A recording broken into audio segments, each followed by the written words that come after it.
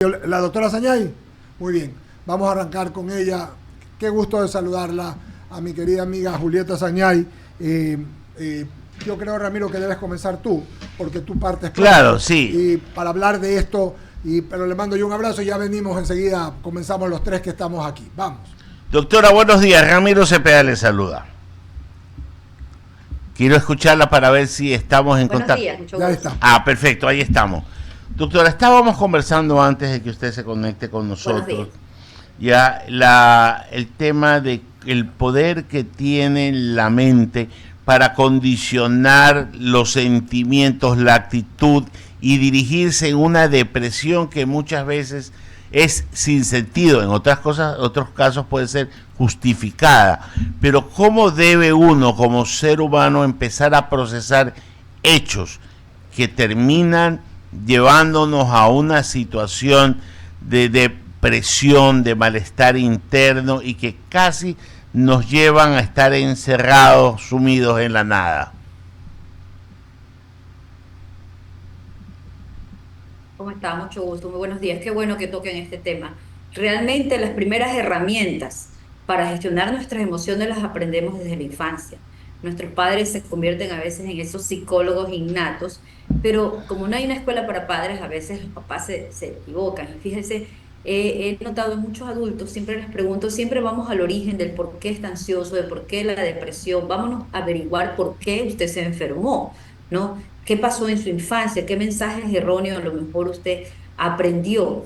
Por ejemplo, la sobreprotección. Las madres generalmente sobreprotegemos y anulamos la capacidad de los niños de tener habilidades sociales, de tener herramientas para tolerar la frustración, de manejar esos berrinches, porque tendemos a solucionar todo. O estamos con mensajes que los perennizamos generación tras generación. Por ejemplo, tú no lo puedes hacer, tú no sirves, él es mejor, tu hermano es mejor que tú, no sirves para esto, o si bien los marcamos, eres vago como tu tío, te pareces al ocioso de tu primo, o cosas así que se quedan marcadas como una cicatriz en el alma de las personas y la viven repitiendo con esa vocecita interior que parece adentro, parece una fiscalía, pero no tienes abogado defensor. Es una vocecita que te vive criticando, exigiéndote, presionándote. Esa es Ahí la la detengo, información. doctora. Ahí la detengo porque quiero hacerle una reflexión. Pero hay personas que la procesan de distinta manera. Hay quienes esa palo que le da a la madre, que tú eres esto, que tú eres vago, que tú eres acá, lo revierte y termina siendo no soy así, me proyecto en lo de acá y lo vence él mismo. Pero hay otro que se queda sumido en la miseria del comentario. Claro, ahí viene esa capacidad que solo el ser humano tiene, la resiliencia. Ese 50% lo aprendimos en la casa. Ahora viene nuestro otro 50% en nuestro ambiente en el que nos desenvolvemos. ¿Cómo vamos a interpretar esa situación? Y si podemos tener dos caminos, o nos resentimos o seguimos adelante. Por ejemplo, si yo le digo, ese terno está horrible, usted puede interpretarlo como horrible tú, o a mí me gusta, es mi gusto, o lo puede interpretar como el terno está horrible, y hacer lo que se le haga un pensamiento intrusivo, repetitivo, rumiante, que le va a generar que su cerebro se inflame, se llene de cortisol, el cortisol se va a regar por todito su cuerpo, lo primero que va al corazón, aumenta sus latidos cardíacos, se va a su estómago, le da gastritis, diarreas, vómito, me duele aquí, me duele acá. A veces esa ansiedad se convierte en un síntoma físico que nosotros los psiquiatras le llamamos somatización y las personas andan en todos los médicos y no encuentran la solución. O insomnio, por ejemplo. Le decía a una paciente, ¿de qué me sirve hacerte dormir si tu ansiedad sigue ahí? Si no revisamos el por qué te pusiste ansiosa, el por qué te enfermaste y cómo hacemos para prevenir una recaída. Hay personas genéticamente vulnerables a esto, pero hay otras personas que tienen una capacidad para salir de las penumbras y fortalecerse en base a las experiencias. Pero esto es algo que el ser humano tiene la habilidad de aprender y aquí influye mucho los mensajes externos que tengamos, ¿no? A veces, ¿quién quita esos profesores? A veces nos dieron un pequeño consejo y de ese consejo nos agarramos, Por ejemplo, a mí yo recuerdo que en la universidad me dijo un profesor, tienes que estar preparada para las injusticias, prepárate para el no, manéjate con un índice de pérdida, no todo en la vida puede ser ganancia. Oye, yo me agarré de esa frase para seguir y sobreponerme a tantas cosas, porque la vida no es fácil, pero hoy en día las personas quieren evadir las situaciones, no las quieren enfrentar, toman pastillas, acuden a mí, por ejemplo, quieren una pastillita porque estoy triste, quieren una pastillita porque estoy enojada, quieren una pastillita por todo, como que si existiera la pastilla de la felicidad, pero no van al origen. Yo soy la doctora más antipastilla que ustedes imaginen. Ya las utilizo para estabilizar, pero yo se las quito, yo le termino el tratamiento y tengo que enseñarle a la persona a manejar, a gestionar esas emociones. Y no siendo tan positivo, no estoy de acuerdo en esos coach que te dicen todo, actitud mental positivo, mentira. Eres ser humano, tienes que enojarte, tienes que estar triste de vez en cuando, tienes que frustrarte, tienes que tener ira. El problema está en no permitir que eso te enferme. Tienes que autoconocerte, tener conciencia de ti mismo y saber cómo reacciona tu cuerpo ante la ira. ¿Te enferma la ira? ¿Te sube la presión la ira? ¿Te enferma la tristeza? Tanto que estás ahí que ni duermes de tanto pensar y repensar y sobrepensar. Entonces, la cuestión es conocerte cómo tu cuerpo reacciona ante esa emoción y no permitir sentirla así. Sentirla, tienes derecho a sentirla porque eres ser humano. No vamos a estar, no estamos en una nube de, ay, todo lindo, todo positivo, actitud mental positiva. Eso es mentira, eso es falso. Eres ser humano y tienes derecho a enojarte, pero no permitas que eso se convierta en patología. Pon el límite, aprende a decirle que no a esa emoción negativa.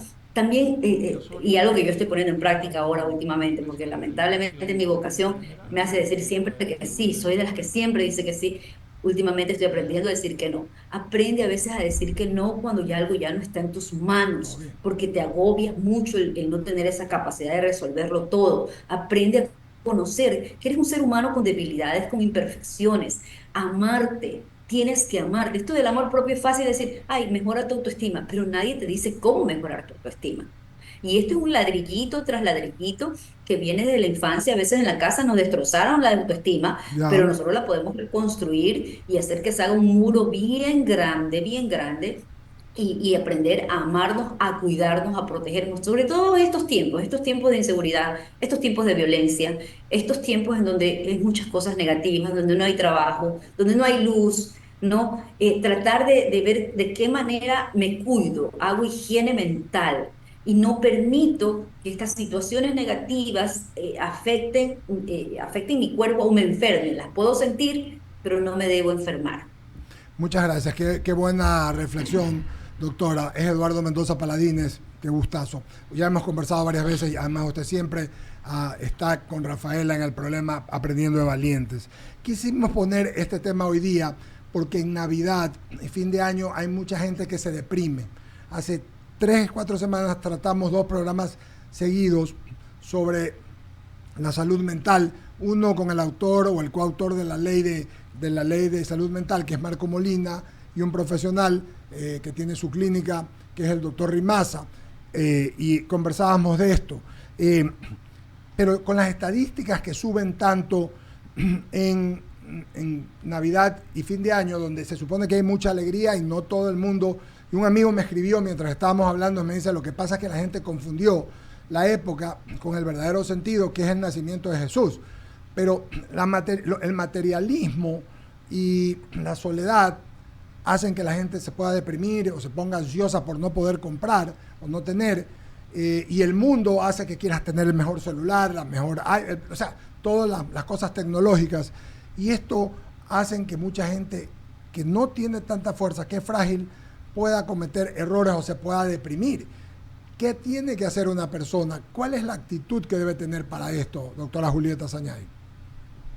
Sí, en otros países le llamamos depresión estacional, que es muy común para esta época, en donde hay menos luz incluso, y tiene esto, por supuesto, se relaciona la melatonina con la luz brillante que el cerebro recibe. En otros países ya la gente se prepara para esta depresión estacional. En el caso de nosotros acá en Ecuador, son las situaciones externas que salen de nuestras manos. y que lamentablemente las tenemos que vivir, la tenemos que vivir. Creo que es necesario que en este momento preparemos a nuestros adolescentes. Escuchaba a un joven decir se va a deprimir en Navidad porque no tiene para comprarse la ropa que él quisiera tener. Entonces ya estamos en noviembre y él ya estaba preparado para deprimirse en Navidad porque no iba a poder reunir el dinero que quería comprar. Sí, es verdad que todos quieres tener algo, que un regalito, que la cena, pero a veces no hay, ¿no? Y si los padres, creo que los padres tuviéramos esa iniciativa desde de hacerlo cultural, desde nuestras casas, darle otro sentido a la Navidad. ¿Qué celebramos? La Natividad. La Natividad es el nacimiento del niño Dios. Agradecer porque estamos vivos, agradecer porque estamos juntos, agradecer porque no, el COVID no nos venció, agradecer porque tenemos un pan en la mesa, no tenemos un pavo, pero tenemos un pan o un pollito o algo, y porque estamos unidos como familia aún, ¿no? Entonces tal vez nos toca a los padres ser esos maestros espirituales de nuestros hijos. Estoy preocupada por los adolescentes porque hoy en día está subiendo la consulta, mi consulta ha aumentado de adolescentes con depresión desde los 12, 13 años. Ellos tienen una presión social muy fuerte frente a las redes sociales, y su estado de ánimo se mide por los likes que les da. Por los likes su cerebro se activa con la dopamina y eso es lo que están aprendiendo ellos a sentir felicidad a través de los likes.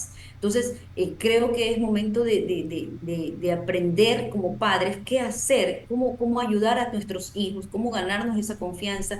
Deberían haber cursos para hacer escuela para padres, porque los padres ni siquiera ellos saben manejar sus propias emociones. Imagínate, peor con los adolescentes. Las están pasando difíciles. Tengo niños con ideas de suicidio. Deberían revisarse las leyes de salud mental. No es posible, yo ayer escribía que tengo una niña que 3 veces ha intentado ahorcarse en el baño con una soga y aún así sus padres la dejan sola en la casa. O sea, no, esto va más allá de lo que cualquier persona se está imaginando, lo que están pasando los adolescentes, se comparan el uno al otro, tienen problemas de conductas alimentarias, de bulimia, se están autolesionando, no saben cómo manejar el bullying que provoca. Yo escucho adolescentes, el bullying que han causado en el colegio otros amiguitos, los ha marcado para siempre sobre su color de piel, sobre si tienen vellos, sobre su nariz, sobre su estatura, y provoca en ellos una idea obsesiva, rumiante que los está llevando al cabo. Entonces, quiero alertar sobre todo para este diciembre que los padres observen si sus hijos están aislándose, si sus hijos están escribiendo mensajes, escuchando canciones. No, ellos nos avisan, nos están dando mensajes, nos están pidiendo ayuda a través de canciones, a través de mensajes que escriben en sus estados. Revisemos. Un papá me decía, ay, pero es que quiere llamar la atención. Sí, pero si quiere llamar la atención es porque algo pasa. Y siempre es por algo de la familia, no es ni siquiera algo, un lío propio del chico. A veces el chico o la joven se toma en serio las cosas, por ejemplo, creen que sus papás se divorciaron por su culpa o creen que emigraron por su culpa. Ellos a veces toman esa responsabilidad o están asumiendo roles que no les corresponden. Mi llamado de atención es cuidar la salud mental en este momento de nuestros jóvenes, porque ellos no tienen herramientas. Como sea, nosotros adultos hemos sido más resilientes, tenemos fortalezas, nos sobreponemos, ya tenemos, vivimos de otra crianza, donde los abuelos nos daban consejos, nos dieron palo, como sea, nos resentimos, pero ahí sobrevivimos. Pero los jóvenes no tienen esas herramientas. Mi llamado es para ponerle atención a la salud mental de nuestros adolescentes, que son los más vulnerables, de los 12 a los 17 años, una edad en donde hay un cambio hormonal, en donde se están cuestionando quién son, en donde no tienen sentido de pertenencia y hay que dárselos, en donde se viven comparando, en donde tienen que ceder a veces al consumo de drogas por la presión social o porque quieren medicar una emoción, están usando pastillas en los colegios, o sea, hay un abuso de pastillas de clonazepam, de pastillas benzodiazepinas que compran en la Bahía, en el Mercado Libre, y los padres ni siquiera se dan cuenta que incluso están consumiendo el alcohol que tienen en la casa o la colilla de cigarrillo que encuentran por ahí en la esquina botada. Doctora Julieta Zañay, ¿ha dado usted algunas posibilidades para que se vea esto que está diciendo usted, que los padres lo puedan ver en los adolescentes?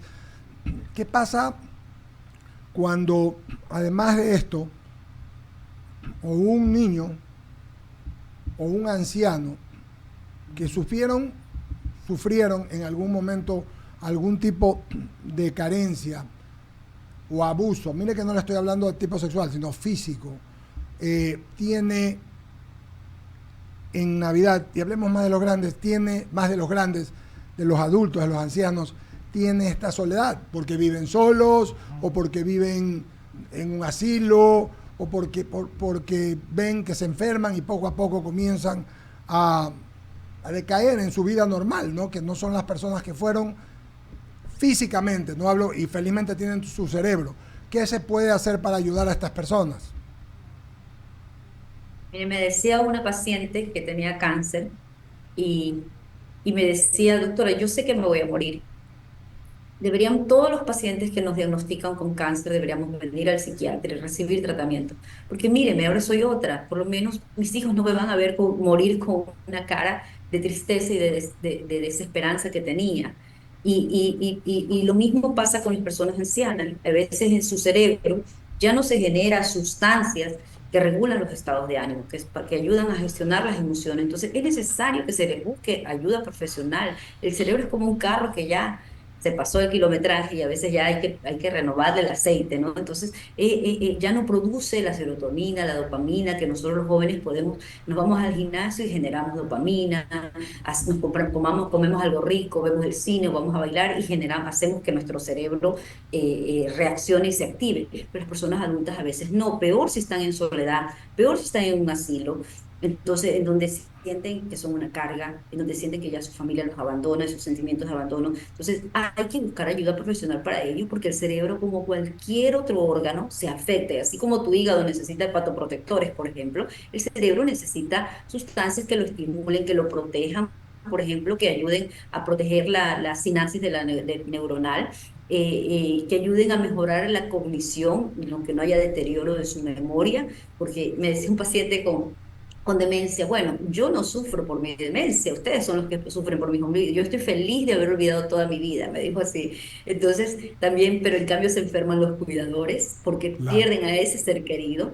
Entonces, hay que, con los adultos mayores, por favor, ahorita hay muchos que viven solitos, están en toda esta penumbra, en esta oscuridad, hay que ser solidarios, no solamente que no sea tu familiar, tu vecino, alguien que sepas, hay que generar empatía que sea como una red de wifi, la empatía, y se contagia hacia otras personas. Ayer vi a alguien de las redes sociales que habían hecho algo a los ancianitos que estaban vendiendo, se reunían mucha gente a comprar la espumilla. Tiene un nombre, el escuadrón, el batallón del amor, algo así. Qué bonito eso, generó mucha empatía, porque todos hacían colas para comprarle al señor la espumilla. Entonces, tener un poquito más de ese sentimiento, y ponerse en la piel del otro, ¿no? Y agradecer por lo que tenemos. Y un poquito bajémosle a lo material, bajémosle un poquito a lo material, y en estos momentos abrazarnos, así sea espiritualmente, mentalmente, porque el ser humano es una sociedad, el ser humano nació para vivir en tribu, el ser humano no puede, eso, hay profesionales que dicen, disfruta la soledad, aprende a vivir en soledad. Yo no estoy de acuerdo, no, yo soy bien contreras en eso. El ser humano tiene que vivir en tribu, nació para vivir en familia, en grupo, no podemos dejar solo al ser humano. En efecto, y no lo podemos dejar. Mauricio Salem sigue con más inquietudes de este tema, que es un tema más allá de humano, que lo es urbano en esta época, porque pasa mucho, Mauricio. Correcto, gracias Eduardo. Doctora, un gusto saludarla. Y básicamente, para un poco cerrar la idea y anclarnos a algo que hablábamos antes de tomar contacto con usted, ¿qué hacer justamente con los chicos, con los adolescentes, por esta ansiedad que se les genera, por este exceso de futuro, que muchos de ellos quieren saber qué van a hacer, no saben qué van a hacer, ven las noticias y saben que no pueden salir a la esquina porque pueden ser víctimas de un secuestro? O sea, ya los problemas naturales, como son conseguir empleo, desarrollarse en su vida profesional, ya no son solo los problemas. Ahora los problemas son otros que, como decía usted, son externos, que no los podemos controlar ni siquiera los mismos padres, y que no sabemos muchas veces cómo ayudar a los chicos para que tengan claro cuál es el norte que tienen que seguir para desarrollarse tanto como profesionales como personas, ¿no? Sí, mire, si yo tuviera la autoridad y tuviera la oportunidad, yo abriera una escuela para padres. Yo abriera una, porque nadie nos enseña a ser papás. Es Y los verdad. papás hacemos lo que podemos, lo que creemos que está bien, y queremos usar herramientas del siglo XX para una era que ya no existe. Ya no existe. Y que no Muchos estamos ni decimos, a mí me viviendo dieron nosotros palo como padres muchas Sí, veces, señor. porque estamos Sí, señor. abstraídos de la realidad que el mundo de hoy nos lleva, ¿no? Exacto, y muchos padres dicen, a mí me dieron palo y así aprendí. No, también conozco muchas personas que le dieron palo y son resentidos contra la sociedad, contra el mundo. Entonces, no podemos defender una teoría que a uno le sirvió, puede ser que le sirvió, pero a otro no, a otros no. Entonces, tenemos que adecuarnos y ser equilibrados. Los primeros maestros somos los papás. Vigilemos nuestra crianza. Nosotros formamos a estos ciudadanos, nos quejamos del país, pero este país lo conformamos ecuatorianos criados por familias que quizás hemos hecho mal el trabajo en nuestra crianza. Los primeros mensajes en la crianza, por ejemplo, si hemos sido unos autoritarios, mandones, gritones, maltratadores de nuestros hijos, que solo somos proveedores, ¿qué cree que va a salir de ahí? Va a salir un adulto que sea resentido contra la vida, que sea un antisocial, que sea un delincuente, que es el que va a hacer bullying en los colegios, el que se burla de los demás amigos, y que va a tener problemas siempre con la autoridad, porque su primer maestro lo maltrató, lo abusó, ¿no? El mensaje de amor de ellos fue todo lo Y contrario. perdónme, Si en doctora, y cambio somos pasa en hogares con padres maltratadores física y mentalmente que perturban, y hay que decirle a los chicos que ahora para ellos hay un camino, antes no lo había, ¿verdad? Perdona que haya interrumpido. No, sí, claro. No, y ahí un poco para hacer un paréntesis, lo que usted decía acerca de la escuela para padres es sumamente importante. Existe muy arcaicamente este tipo de instrucción, escuelas que generan, que a veces los mismos padres lo toman como un fastidio cuando los invitan Sí, a charlas o los verdad invitan a es. ese tipo de cosas porque se creen que nadie les va a decir qué es lo que tienen que hacer. Pero sin embargo, también no es menos cierto y no es un secreto para nadie que hay padres, más madres, hay que decirlo, que se reúnen para criticar a otras madres y eso genera, y eso lo extrapolan a sus hijos y sus hijos van a la escuela, van al colegio con un input desde la casa que es normal criticar, que es normal agredir, que es normal insultar, que es normal bulinear, si es que está bien dicho el término. Y eso hace de que comience a generarse en chicos ese complejo interno que después lo exteriorizan de cualquier manera. O sea, uno no sabe cómo lo van a exteriorizar. Correctísimo. Y como decíamos hace un rato, nadie sabe el infierno que cada uno vive por dentro, porque es muy difícil hasta para ustedes los profesionales poder encauzar a cada persona con su tipo de problema, porque hay variantes dentro de cada problema.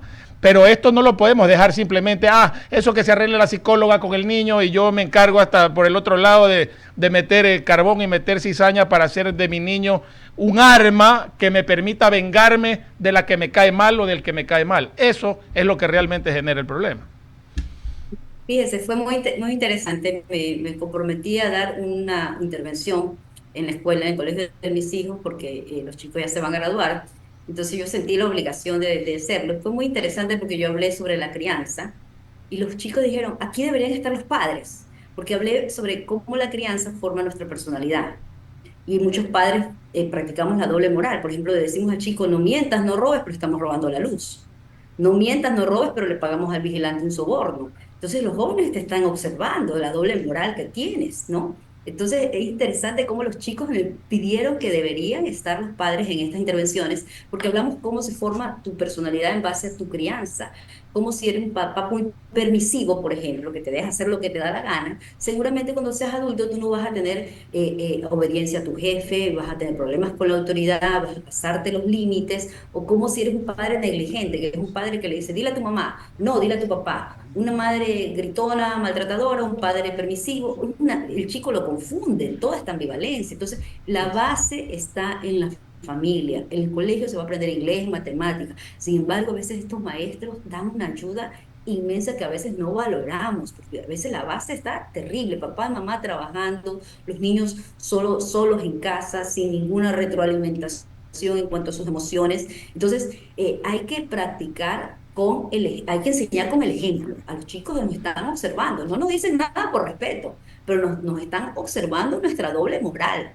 cómo nos comportamos con los otros seres humanos y ellos están imitando con esas neuronas de espejo nuestras conductas, nuestras actitudes. Entonces hay que estar consciente que los padres formamos la estructura de la personalidad de nuestros hijos, la mitad de esa personalidad viene formada en casa en base a lo que nosotros hacemos con nuestro ejemplo.